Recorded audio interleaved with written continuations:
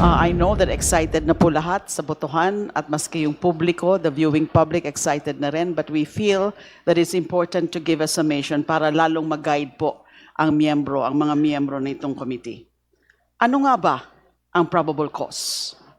Philippine jurisprudence defines probable cause, quote, from a case, as such facts as are sufficient to engender a well-founded belief that a crime has been committed and the respondent is probably guilty thereof and should be held for trial. Nandun po yung kaso sa PowerPoint. Also, another case, it says, the term does not mean actual and positive cause, nor does it import absolute certainty. It is merely based on opinion and reasonable belief. Thus, a finding of probable cause does not require an inquiry into whether there is sufficient basis or sufficient evidence to procure a conviction. It is enough that it is believed that the act or omission complained of constitutes the offense charge. In still another case, nandyan din po sa PowerPoint, a finding of probable cause merely binds over the suspect to stand trial. It is not a pronouncement of guilt. Sa konteksto po ng impeachment, ang tanong natin, may sapat bang facts at circumstances na suportado ng ebidensya na makakakumbinsi sa atin na maniwala na ang isang impeachable offense tulad ng betrayal of public trust, graft and corruption, culpable violation of the Constitution ay maaaring naganap? Kapani-paniwala ba ito sa makatwiran kung mag-isip? Reasonable mind. Madam Chair, matapos ang 3 clarificatory hearings batay sa mga testimonya, dokumento at ebidensyang iniharap, malinaw ang ating konklusyon. There exists probable cause. I will run through the specific grounds in the Sabali et al. Complaint. I'll do it quickly, Madam Chair. Pinagsama ko po yung ground ng confidential funds misuse and bribery. Alegasyon ito ng sistematiko at malawakang katiwalian sa kaban ng bayan na kinakasangkutan ng mataas na opisyal ng bansa. Sa proceedings na ito, napagtibay ang naratibo sa Sabali et al. Complaint. Hindi simpleng technical o accounting error ang ating pinag-uusapan. Hindi isolated incident.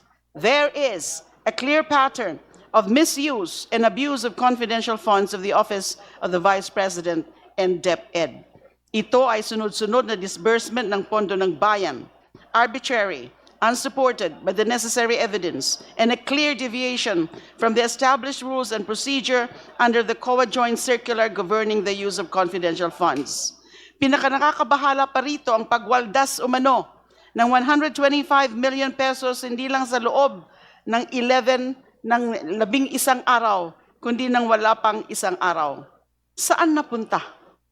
Yan ang isa sa mga sinalaysay ni Ramil Madriaga sa kanyang supplemental affidavit dated April 11, 2026 na kanyang isinumite at pinanumpaan sa komiteng ito.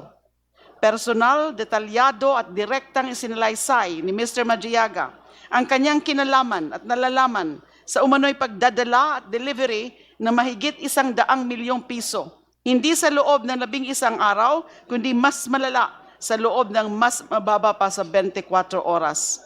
Pera ng taong bayan, confidential funds na galing sa kaban ng bayan, nilalagay sa duffel bags, inililipat sa mga sasakyan, milyon-milyong pera na iniiwan lamang sa mga drop-off points. This is not an ordinary allegation, Madam Chair.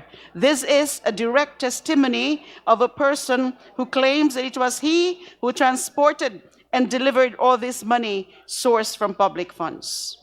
Ang pag-abuso sa confidential funds ay lalo pang pinagtibay ng forensic findings ng National Bureau of Investigation Question Documents Division.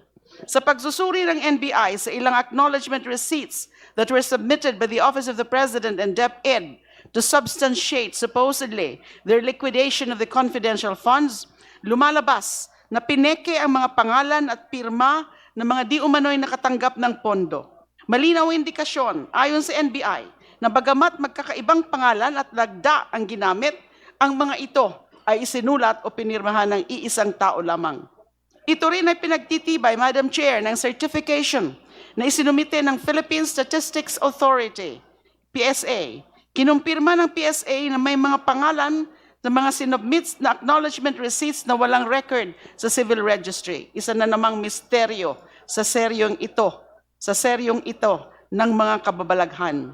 If these people, Mary Grace Piatos, Kokoy Villamin, and the others do not exist, malinaw ang implikasyon. The documents submitted to justify the supposed use of confidential funds are based on fictitious identities. Kung gayon, ay saan o kanino napunta ang pondo. Isa itong hayagang panloloko sa taong bayan. Madam Chair, the Commission on Audit na mismo ang nagsabi, mayroong paglabag sa paggamit ng confidential funds.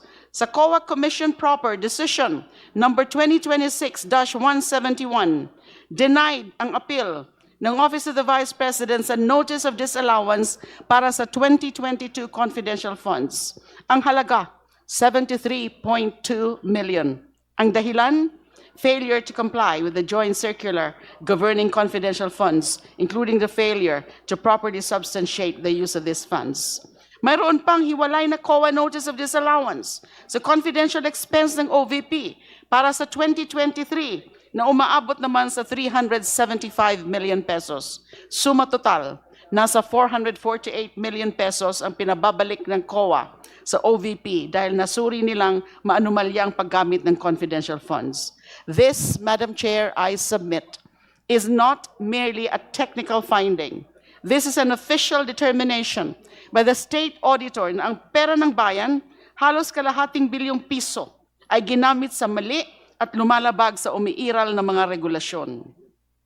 Napresenta rin sa clarificatory hearings ng komite ang transcripts at recordings ng mga naisawalat sa House Committee on Good Government and Public Accountability noong 19th Congress. Kabilang na dito ang mga envelope na ebidensya ng bribery and corruption ng mga DepEd officials. In fact, Attorney Michael Powa was invited by the committee for being the Vice President's former Chief of Staff and spokesperson in DepEd, even confirmed that he in fact received envelopes containing money from VP Sara. Madam Chair, kapag pinagsama-sama natin ang lahat, ang salaysay ni Mr. Madriaga, ang NBI forensic findings, ang testimonya sa mga nakaraang pagdinig, at higit sa lahat ang final decision ng Commission on Audit, hindi na ito aligasyon lamang. Mayroon ng malinaw, magkakaugnay, at nakakaalarmang pattern. At kung pamantayan ng probable cause ang pinag-uusapan, higit pa ito sa sapat, sumobra pa. Pero hindi pa dito natatapos. Doon naman po tayo sa unexplained wealth. Sa halos 20 taon ng panunungkulan ni VP Sara mula noong siya ay unang nahalal noong 2007 sa Davao hanggang sa maging pangalawang Pangulo, makikita ang tuloy-tuloy na pagtaas ng kanyang idininekrarang net worth, pero kulang-kulang at kaduda-duda ang mga detalyeng nasa SALN. Kasabay pa rito ang mga documented movement o daloy ng malalaking pondo o transactions sa iba't ibang bank accounts ni na VP Sara at kanyang asawa. Simple lang naman ang ating tanong, ang pagyaman bang ito ay naaayon o proportionate sa kanyang sahod at iba pang lehitimong pinagkakakitaan? Noong nakaraang pagdinig, Madam Chair, masusi at detalyado nating sinuri ang mga SALN ng pangalawang Pangulo mula 2007 hanggang 2024. Kapansin-pansin ang pagtaas ng kanyang net worth through the years, pero in-note natin na base sa 2024 SALN, siya at ang kanyang asawang si Attorney Manasseh Escarpio ay may net worth na 88.5 million. Ang pinakamalaki sa kanyang halos 2 dekada sa gobyerno. Mas lalong kapansin-pansin na mula 2019 hanggang 2024, wala siyang dineklarang cash on hand or cash in bank. Bokya. Tapos, ang sasabihin lang ay inilagay ito sa others. Sa pandilin lang na ito para namang pinanganak lang tayo kahapon. Dito pumapasok ang napakabigat na report ng Anti-Money Laundering Council or AMLAC. Napag-alaman natin mula sa AMLAC na ang total aggregate value ng mga covered at suspicious transactions na may kaugnayan kay Vice President Sara Duterte at sa kanyang asawa ay umabot sa mahigit 6.7 billion pesos. Hindi lamang ito isang transaksyon, Binubuo ito ng 663 covered at suspicious transaction reports na na-flag ng AMLAC sa mag-asawang VP Sara Duterte at Attorney Manasseh Carpio.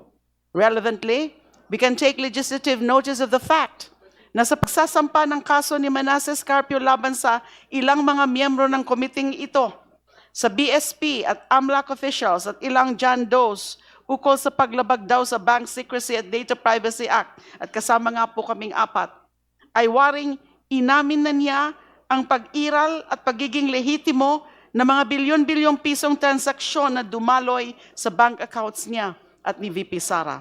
At dito ay kapansin-pansin ng napakalaking discrepancy o hindi pagkakatugma mula sa mahigit 4.4 bilyong pisong pumasok sa kanilang mga account kumpara sa mga halagang idineklara sa mga SALNs. Ang tanong, bakit wala sa SALN? Saan ito napunta o ginamit? Bakit wala itong nibakas man lang sa mga deklarasyong dapat sana'y sumasalalim o sumasalamin sa buong financial truth ng isang public official? Ito po ay hindi lamang discrepancy. This is red flag of the highest order. This is a clear constitutional breach, a veritable black spot in our system of accountability of public officers. Dagdag pa rito, ayon mismo sa financial intelligence analysis ng AMLAC, ang mga hindi pangkaraniwan at bilyon-bilyong transaksyon na ito ay maaaring maiugnay sa tatlong predicate crimes ng money laundering, drug trafficking and related offenses, graft and corrupt practices, at malversation of public funds. Napagtitibay rin ng ulat ng AMLAC ang mga resulta ng investigasyon ni dating Senador Antonio Trillanes IV. The former senator's sinumpaang salaysay contained annexes pertaining to summaries of supposed bank transactions in hefty amounts in bank accounts of Sara Duterte, either singly or jointly with her father, husband, and the rest of the Duterte family. Tinukoy rin ni Senator Trillanes ang umano'y daloy ng pondo papunta sa Vice Presidente mula sa isang alleged drug lord na si Samuel Sammy Uy. This representation, as you may remember, randomly selected 18 transactions, and we've been corrected earlier by the Honorable Chair. 19 transactions nga po pala ang aking pinili randomly from the transactions appearing dun sa annexes ng sinumpaang salaysay ni Senator Trillanes. The AMLAC confirmed that 19 out of 19 randomly selected transactions appeared in AMLAC records. Kung hindi nagtutugma ang dineklara ni VP Sara sa SALN niya sa mga naiulat na bulto-bulto at dambuhalang transaksyon ng AMLAC, ito namang mga sinuri nating transaksyon sa annexes ng sinumpang salaysay ni Senator Trillanes ay tugmang-tugma sa nasa AMLAC report. This, Madam Chair, I believe is not coincidence. Ito ay malinaw na corroboration. For prudence, Madam Chair, sinuri rin natin ang maaaring lehitimong pinanggalingan ng yaman.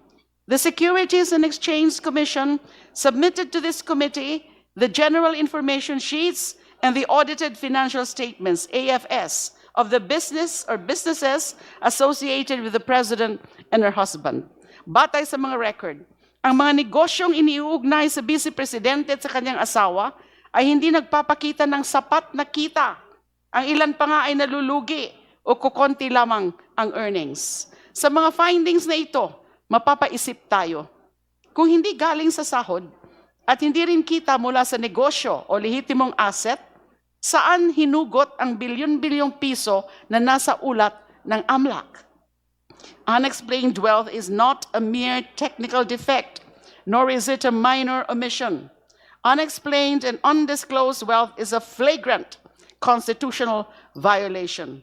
Malinaw po sa batas, Section 2 ng RA 1379, na kapag ang isang public official ay nagkaroon ng ari-arian na manifestly disproportionate, hindi tumutugma sa kanyang sahod at lawful income, ito ay may presumption na unlawfully acquired. Ayon sa Supreme Court sa Heirs of Ligot versus Republic of the Philippines, GR number 257827, March 5, 2025, quote, wealth acquired by a public officer during their time in office that is clearly disproportionate to their lawful income is presumed ill-gotten. End of quote. And when this presumption is not overcome, this becomes a clear culpable violation of the Constitution and betrayal of public trust. Taking all of this together, Madam Chair, colleagues, on the issue of unexplained wealth, kapag pinagsama-sama natin ang nasuri natin sa SAL ni VP Sara, ang report ng AMLAC, ang corroborated transactions amounting to billions, at ang kawalan ng sapat na lehitimong pinanggagalingan ng yaman sa ilalim ng pamantayan ng probable cause, sobra pa sa sapat ito. Sa last ground naman po on threats and destabilization. Tungkol sa pagbabanta at destabilisasyon, Madam Chair, nakita natin ang video.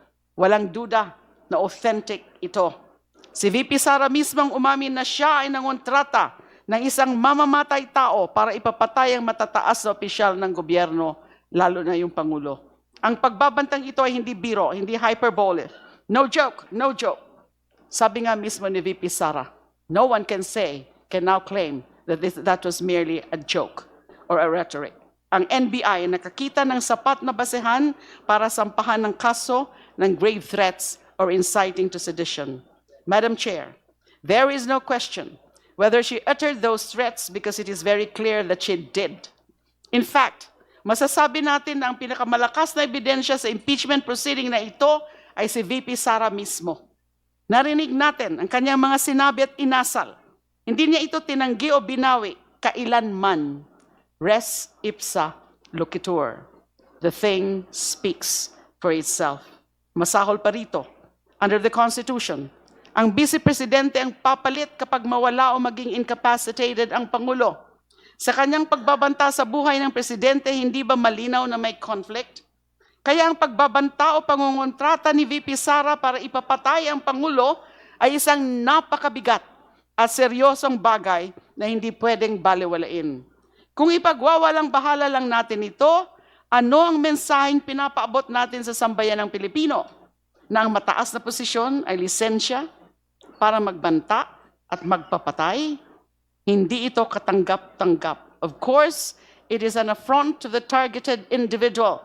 But more than that, it is an attack on the very foundation of our government and an insult to every Filipino who upholds the rule of law and values the sanctity of human life. Thus, as with the other issues, there is more than probable cause here, where the Vice President issued grave threats, incited the people to sedition, and committed acts that tend to destabilize the government. Sa conclusion na po ako, Madam Chair, honorable colleagues, we can reasonably conclude that the pieces of evidence before the committee, both testimonial and documentary, are clear, consistent, preponderant, and mutually reinforcing. From the misuse and abuse of confidential funds, bribery of DepEd officials, to the alarming pattern of amassing unexplained wealth, to the gravity of threats and seditious incitement that strike at the very heart of our constitutional order, ito po ay klaro. There exists probable cause to impeach the Vice President. Walang duda. Higit pa sa probable cause ang ating nakita sa impeachment proceeding na ito, walang kwestiyon, meron tayong sapat at makatwirang dahilan upang umusad ang prosesong ito at para ma-impeach ang Vice Presidente. Let us then move forward to impeach the Vice President. Maraming salamat po. Thank you, Honorable De Lima. Now we recognize the Honorable Benny Abante for his summation in support of the Cabrera impeachment complaint. Salamat po, Madam Chair. Mga kagalang-galang na kasama ko sa Kongreso, higit sa lahat, sa ating mga kababayan na ngayon po ay nagtsatsaga magbantay at manood. Bilang endorser na ika-4 na impeachment complaint, ay gusto ko pong sabihin ang mga bagay na ito. Ako ngayon ay nandirito hindi lamang bilang inyong kinatawan, kundi bilang isang lingkod ng Diyos na naniniwala na ang katotohanan ay hindi kailanman mabibilanggo ng anino ng confidentiality. Ang impeachment na ito ay hindi laban sa politika. Ito ay laban sa pagtataksil sa tiwala ng sambayanan. Ang Vice Presidente ay hindi nagkasala sa komiting ito. Siya ay nagkasala sa taong bayan. Ang pondo ng gobyerno ay hindi mo pag-aari, Madam Vice President. Ito ay pawis at dugo ng mga manggagawang Pilipino. Subalit ano ang nakikita natin sa mga ebidensya? Unang-una, ang misteryo ng duffel bags at holiday rush liquidation. Batay po sa sworn testimony ni Ramil Madriaga, nasaksihan natin ang isang tagpong parang pelikula na nanggaling sa Colombia at sa Mexico. Noong December 20, 2022, ang mismong araw na nag-engkas ang OVP ng 125 million na confidential funds, 4 na duffel bags na punong-puno ng cash ang inilipat mula sa DepEd. Ang perang ito ay hindi dumaan sa tamang audit. Sa halip, ito ay dinala sa mga parking lot, iniwan sa mga gulong ng sasakyan, at ipinamahagi sa mga intermediaries. Ang masakit pa rito, ayon kay Madriaga, ang 125 million na ito ay naubos sa loob lamang ng 24 oras at hindi 11 days. Gaya ng naunang naibalita. Pambihirang bilis. Talagang pinastrak, mga kaibigan. Ang sabi ng PSA, ang mga pinagbayaran di umano ng OVP sa mga safe houses ay mga taong non-existent o ghost payees. Yan po ang tinanong ko sa PSA. Kung wala kayong record ng mga taong ito, ibig sabihin, hindi ito matatagpuan ng sinuman at ng anuman. Pangalawa, ang pogo at drug connection. Madam Chairman, mga agalang-galang kong kasama sa Kongreso, ito po ay inimbisigahan na namin sa Quadcom. Hindi lamang korupsyon ang usapin dito. Sa supplemental affidavit ni Ginoong Madriaga, isiniwalat niya na ang kampanya ni VP Sara ay pinondohan di umano ng mga personalidad na may kaugnayan sa pogo at droga. May mga ulat din ng bank records na nagpapakita ng mahigit 2.4 billion pesos na dumaloy sa kanilang mga accounts. Kung ito ay galing sa marangal na paraan, bakit kailangang magtago sa likod ng bank secrecy?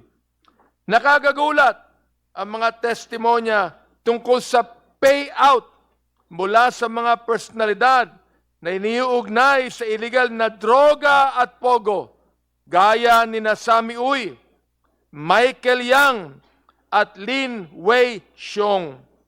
Mga buhay na tao ito na pwedeng ipatawag din naman ng Senado.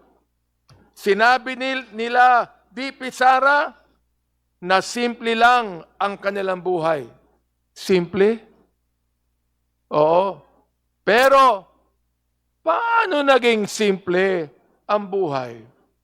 Kung may daan-daang milyong pisong dumadaloy sa kanilang account na hindi maipaliwanag.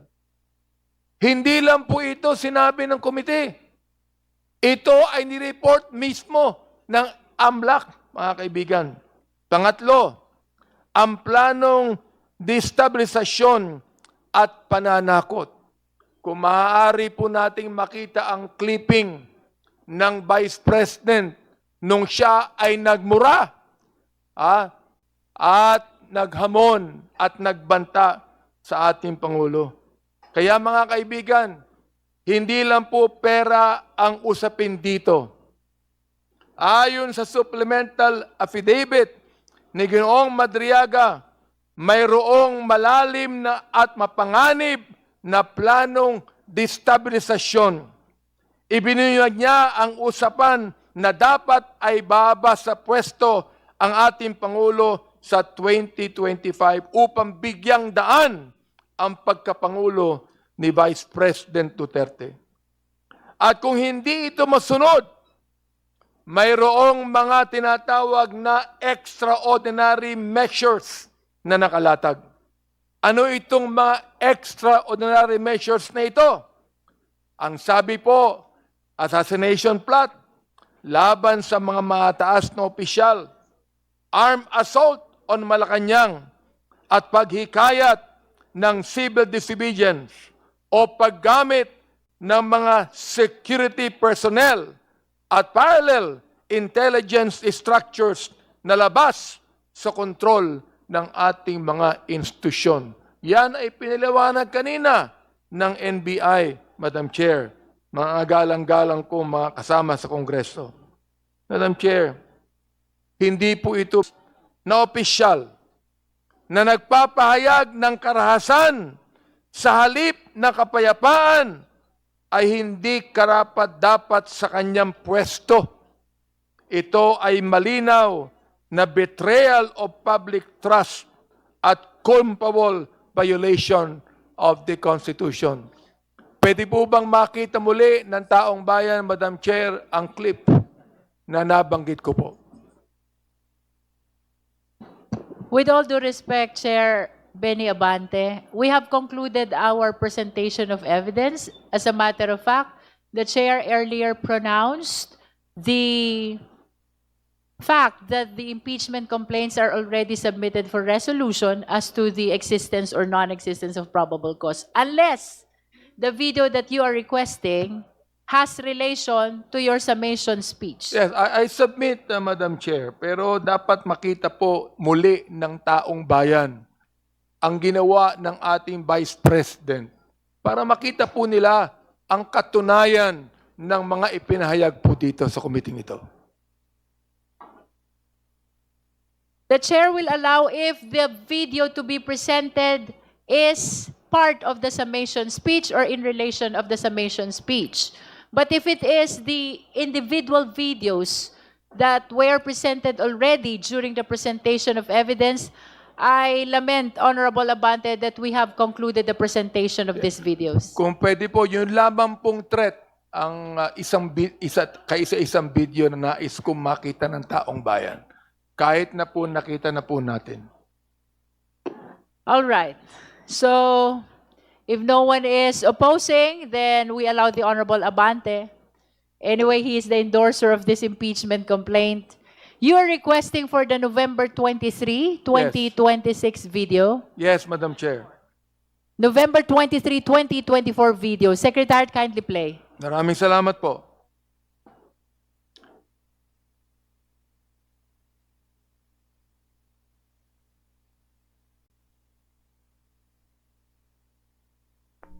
Putang ina ninyong lahat, Martin. Ma'am. Okay, tama na po yun, Madam Chair, sapagkat nakita na po natin muli ang sinabi ng pangalawang Pangulo. Yan po ba ang magiging Pangulo ng Pilipinas balang araw? Ito po ang panawagan sa katotohanan. Sa ating Vice Presidente, ang pananahimik at pag-iwas sa mga hearing ay hindi depensa. Ito ay indikasyon ng takot. Sa aking mga kapatid, tandaan natin ang itinuturo ng banal na kasulatan sa Numbers 32:23. Ang sabi, and I quote, "Be sure your sins will find you out. End of quote.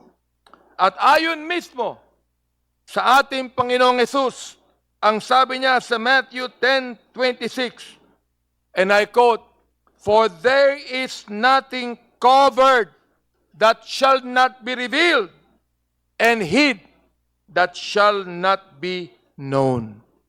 Madam Chair, may sapat na usok na tayo para patunayang may sunog, may malakas na probable cause upang i-impeach si Sara Duterte.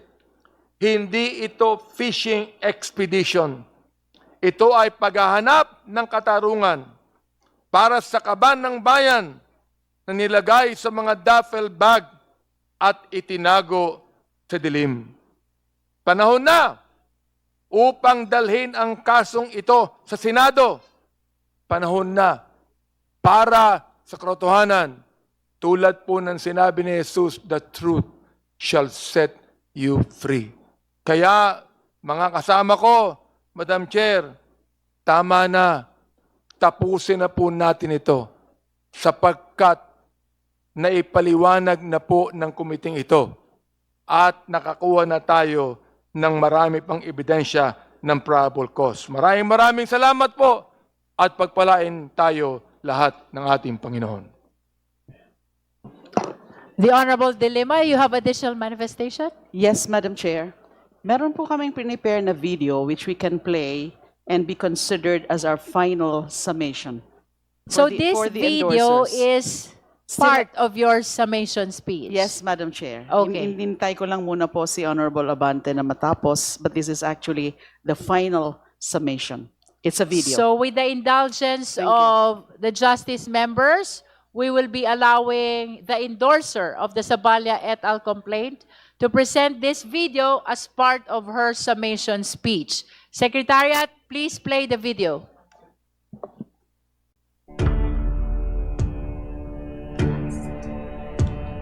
Madam Chair, honorable members of the committee, we are not here today to determine guilt beyond reasonable doubt. Ang tanong lamang po sa harap natin ay simple. Meron bang probable cause para ituloy ang impeachment? 2 sa 4 na verified complaints na inihain laban sa pangalawang Pangulo ang siniyasat. Parehong inaakusahan siya ng culpable violation of the Constitution, betrayal of public trust, at iba pang high crimes. At ang ating pagsusuri ay nakabatay hindi sa haka-haka, kundi sa mga dokumento, opisyal na ulat, at mga sinumpaang salaysay. Unang punto, misuse of confidential funds. Ang paggamit ng confidential funds at bribery ng mga opisyal. Batay sa mga reklamo, hindi bababa sa 500 million pesos mula sa Office of the Vice President at 112 million mula sa Department of Education na pinaniniwalaang hindi maayos na naipaliwanag o nagamit ng naaayon sa batas. Kinumpirma ng resource person na si Ramil Madriaga sa ilalim ng panunumpa na siya ay inutusan umano na maghatid ng confidential funds sa iba't ibang lokasyon alinsunod sa direktiba ng pangalawang Pangulo. Dagdag pa rito, ang Commission on Audit ay naglabas ng Notice of Disallowance na umabot sa 73 million pesos para sa OVP confidential funds noong 2022. At hindi lamang yon, may hiwalay pang disallowance na umabot sa 375 million pesos para sa 2023. Mahalaga, ang mga disallowance na ito ay formal na kinumpirma at ang apela ay tinanggihan. Hindi ito haka-haka. Ito ay opisyal na aksyon ng constitutional body na may mandato sa pag-audit. Kasabay nito, nagpresenta ang NBI Question Documents Division ng forensic analysis sa mga acknowledgement receipts. Ang kanilang finding, maraming resibo ang isinulat ng iisang tao o iisang grupo ng mga tao. Ibig sabihin, may indikasyon ng fabrication. Bukod dito, ang integridad ng mga dokumentong sumusuporta sa paggamit ng pondo ay questionable. Dagdag pa dito, kinumpirma ng Philippine Statistics Authority ang isang nakakabahalang datos. Sa libu-libong pangalan na lumabas sa acknowledgement receipts na tumanggap ng pondo, libu-libong individual ang walang anumang birth, death o marital records. May mga pangalang lumitaw na walang anumang opisyal na record sa PSA. Sa madaling salita, hindi matukoy kung sila ay tunay na tao. Kung ang mga taong ito ay hindi ma-verify, sino ang tumanggap ng pondo? At kung walang tumanggap, saan napunta ang pera? Ito ang mismong tanong na dapat sagutin ng isang malalim na proseso. Hindi natin sinasabi ngayon kung ano ang final na sagot, ngunit malinaw, may malubhang red flags. At ang mga red flags na ito ay hindi isolated. Ito ay tumutugma sa findings ng COA at ng NBI. Ikalawang punto, bribery. May mga opisyal ng Department of Education na umaming tumanggap ng mga sobre na naglalaman ng pera mula sa Vice-Presidente. Ikatlong punto, unexplained wealth at money trail. Ang usapin ng yaman at daloy ng pera. Batay sa SALN ng pangalawang Pangulo, ang kanyang declared net worth ay humigit kumulang 88 million pesos. Ngunit kapansin-pansin, mula 2019 hanggang 2024, wala siyang dineklarang cash on hand o cash in bank. Kasabay nito, ang Anti-Money Laundering Council ay nagulat ng bilyong-bilyong piso na pumasok at lumabas sa mga bank accounts na may kaugnayan sa kanya at sa kanyang asawa. Sa kabuuan, ang transactions ay umabot sa mahigit 6.7 billion pesos. Dagdag pa rito, kinumpirma ng AMLC na ang ilang transactions na tinukoy sa isang affidavit ay tumugma sa kanilang official records. Muli, hindi ito opinyon. Ito ay datos mula sa ahensyang may mandato laban sa money laundering. Ang tanong ngayon, kung may ganito kalaking galaw ng pera, bakit hindi ito lubusang nakikita sa SALN? At kung may paliwanag, hindi ba't nararapat lang na ito ay ilahad sa tamang forum? Ikaapat na punto, threats and acts of destabilization. Ang kabuuang pattern ng asal at kilos. Nagpresenta ang National Bureau of Investigation ng ebidensya kaugnay ng mga pahayag na may kaugnayan sa banta laban sa Pangulo, sa First Lady at sa dating Speaker ng House. Batay sa kanilang investigasyon, may sapat na batayan upang magsampa ng kaso ng inciting to sedition at grave threats. Kasabay nito, ang patuloy na hindi pagdalo ng pangalawang Pangulo sa kabila ng imbitasyon ng komite ay naglilimita sa kanyang pagkakataong sagutin ang mga aligasyon. Mahalaga ito sapagkat ang due process ay hindi lamang karapatan. Ito rin ay responsibilidad na harapin ang proseso. Mga kasama, hindi natin hinahatulan ngayon ang pangalawang Pangulo. Hindi ito ang yugto ng conviction. Ngunit sa harap ng mga sinumpaang salaysay, opisyal na ulat ng COA, PSA, NBI, OMB at AMLC at malinaw na inconsistencies, ang tanong ay nananatili. May probable cause ba o wala? Tutuloy ba o titigil ang impeachment? With the conclusion of the summation speeches of the endorsers, including the presentation of that video, the chair declares the floor open for the necessary motion. The motion is either to declare the existence or the non-existence of probable cause. Madam Chair, The Honorable Franz Legaspi. Madam Chair, I think we have heard enough explanations and discussions for the past few weeks. And I think it's time to now go on to the determination of whether there is probable cause in turn for each of the complaints. So, Madam Chair, I move for the determination of probable cause for the Sabalia complaint. Second. There is a motion to declare the existence of probable cause in the Sabalia complaint. Is there any motion, any second? Second, Madam Chair. The same has been seconded. Is there any objection? There is no objection. I understand that this is a unanimous vote, but nevertheless, for accuracy of our record, may we request the justice members to raise their right hands. For those who are voting in favor of the existence of probable cause in the Sabalia complaint, please raise your right hand.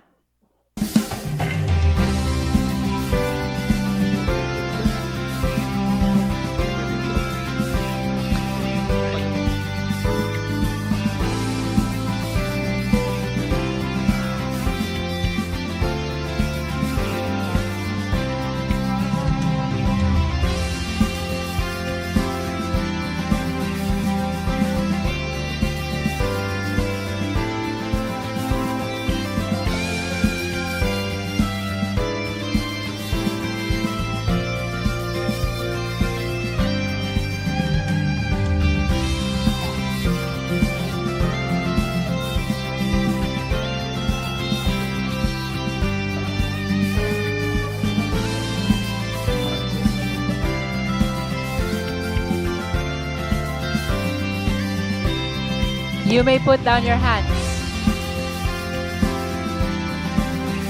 For the record, nobody registered an objection.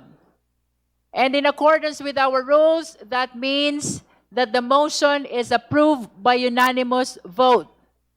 Nevertheless, for purposes of our records, let me place on the record that there are 53 justice members confirming their support in the motion to declare the existence of probable cause in the Sabalia complaint.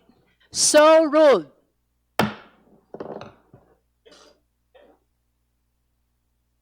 May we solicit the motion for the Cabrera impeachment complaint. Madam Chair. The Honorable Franz Legaspi is recognized again. Furthermore, Madam Chair, I move to determine the probable cause for the second impeachment complaint, the Cabrera complaint. Thank you, Madam Chair. There is a motion to declare the existence of probable cause in the Cabrera impeachment complaint. Do I hear a second? The same has been seconded. Is there any objection? Again, there is no objection.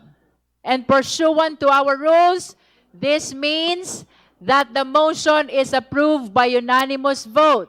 Again, with the indulgence of the members, for purposes of our record, may we request the members who are present supporting the motion raised by the Honorable Franz Legaspi to raise their right hand.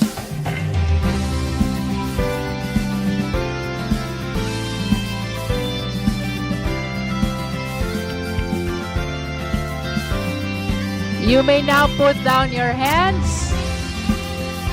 Again, pursuant to our rules, nobody registered an objection to the motion for the declaration of the existence of probable cause in the Cabrera impeachment complaint. That means that the motion is approved by unanimous vote. Nevertheless, let it be placed on record that 53 justice members physically present confirm their support to the motion by raising their hands. So ruled. That concludes our voting. And the chair pronounces that the existence of probable cause has been declared with respect to both the Sabalia complaint and the Cabrera complaint. With that, we direct the committee to prepare the necessary committee report along with the resolution. Madam Chair. The Honorable De Lima. Yes, Madam Chair. There's another matter. Before that directive of the Honorable Chair to the committee secretariat, with respect to the transmittal of the records of this committee to the plenary, meron po akong isa pang motion na gagawin. I respectfully move that the two verified impeachment complaints, the Saballa et al. And the Cabrera complaints, be consolidated. Let me further explain briefly. Pursuant to Rule 3, Section 9 of the House Rules of Procedure in Impeachment Proceedings, this honorable committee has already determined unanimously that probable cause exists in both complaints. At this stage, malinaw ang proseso. The committee must submit a resolution setting forth the articles of impeachment for consideration ng House of Representatives in plenary, kung saan kinakailangan ng boto ng at least 1/3 of all members bago ito ma-approve at ma-endorse sa Senado. Precisely for this reason, kailangan malinaw, buo, at magkakaugnay ang mga artikulo ng impeachment. Madam Chair, alam na po natin ito. Both complaints are anchored in the same constitutional grounds under Article 11, Section 2 of the 1987 Philippine Constitution, and arise from the same sets or series of acts katulad ng maling paggamit ng confidential funds na nagbubunga ng graft and corruption, panunuhol, posibleng malversation, pagkakaroon ng hindi maipaliwanag at tagong yaman na may kaugnay sa paglabag sa mga obligasyong konstitusyonal at iba pang mga gawain, pananalita at asal na maaring ituring na high crimes at malinaw na paglabag sa tiwala ng publiko o betrayal of public trust. Both impeachment complaints rely on substantially the same evidence and witnesses, and taken together establish the same impeachable offenses allegedly committed by the respondent. Pinapayagan po ng ating mga korte ang consolidation ng mga kaso sa ilalim ng same evidence rule doctrine. Several cases have actually enunciated that doctrine. Kasama na po yung kaso ng PNB versus Gutesco, Tianming Development, GR number 183-211, June 5, 2009. Consolidating the two complaints for the purpose of preparing the articles of impeachment will prevent duplication of the work of this committee, managing the risks of confusion, inconsistency, and dilution of the charges when subjected to the constitutional threshold of a 1/3 vote of all members of the House. Malaking tulong po sa mas maayos at episyenteng pagsulong ng proseso kung may isang malinaw, unified, at comprehensive na presentasyon ng mga charges and findings. Consolidation, therefore, I submit, Madam Chair, is not just procedural convenience. It is an institutional necessity. Ito ang magtitiyak ng consistency, clarity, at higit na kredibilidad ng proseso at magbibigay sa buong Kamara ng isang solid at coherent basis para magpasya. Accordingly, Madam Chair, dear colleagues, I most respectfully move that the two verified impeachment complaints be consolidated and reported to the House as a single integrated set of articles of impeachment, faithfully reflecting the totality of the findings and evidence adduced in both complaints to enable the House as plenary to deliberate and act with coherence, efficiency, and full clarity on the question of accountability of the second highest official of the land.